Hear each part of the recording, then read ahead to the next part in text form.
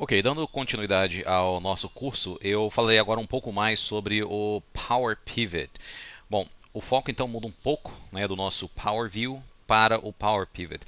Bom, a razão para isso é que é importante que você também tenha um pouco de conhecimento do Power Pivot, de modo que você possa criar, né, as suas medidas para que essas possam ser utilizadas na análise de dados, tanto do próprio Power Pivot quanto do seu Power View. Então vamos iniciar aqui inserindo o nosso Power View e nós vamos até o nosso Power Pivot para gerenciar, portanto, os nossos dados. Novamente, eu utilizarei o banco de dados Access que acompanha este curso. Opa, tem que escolher o banco de dados primeiro, claro. Vamos avançar, e aqui eu utilizarei uma consulta que eu já havia criado anteriormente. Essa consulta ela contém os nomes dos países, estados e cidades. Vamos aqui concluir a importação e vamos fechar.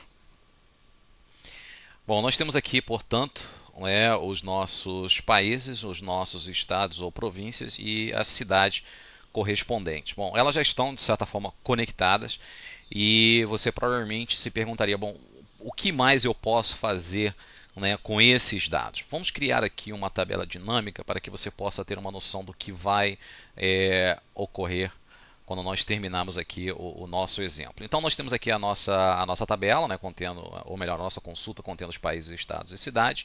E se eu adiciono, por exemplo, o nome de país, ele obviamente é inserido aqui na nossa linha, ou poderia ser inserido em qualquer outro local, não importa. E eu posso continuar adicionando aqui e nós temos, portanto, né, as informações exibidas de forma hierárquica aqui em nossa tabela dinâmica. Porém, existe uma ferramenta de hierarquia dentro do nosso Power Pivot que nós podemos utilizar para evitar, né, essa inserção de cada um dos campos que compõem, na verdade, essa nossa hierarquia. Então vamos voltar aqui para o gerenciamento de dados e nós vamos aqui visualizar o diagrama dessa nossa tabela. Ele não quer mudar o diagrama, então vamos usar o botão aqui de cima. Aqui embaixo você tem um botão de diagrama, mas por alguma razão quando eu clico aqui, bom, dessa vez foi, enfim. Então, com a nossa tabela aqui na exibição no modo de diagrama, nós temos esse pequeno botão aqui em cima, que é o botão para a criação de uma hierarquia.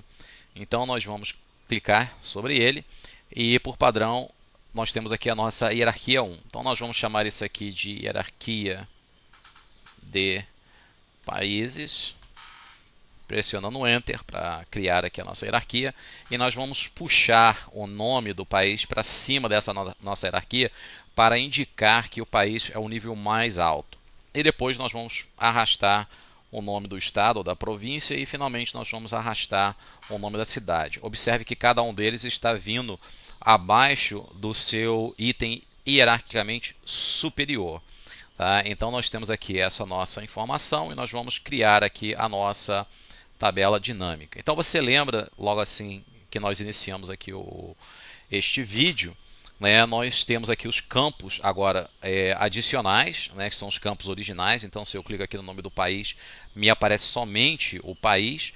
Porém, aqui em cima eu tenho a minha hierarquia. Então, o que acontece? Se eu adiciono a minha hierarquia, automaticamente todos os itens que pertencem a essa minha hierarquia, eles são adicionados hierarquicamente à minha tabela dinâmica. Então, ao abrir o Brasil, eu automaticamente já pego todos os estados brasileiros que pertencem à hierarquia país, em outras palavras, Brasil nesse caso. Expandindo o Espírito Santo, nós temos, portanto, todas as cidades que hierarquicamente vêm abaixo do estado do Espírito Santo.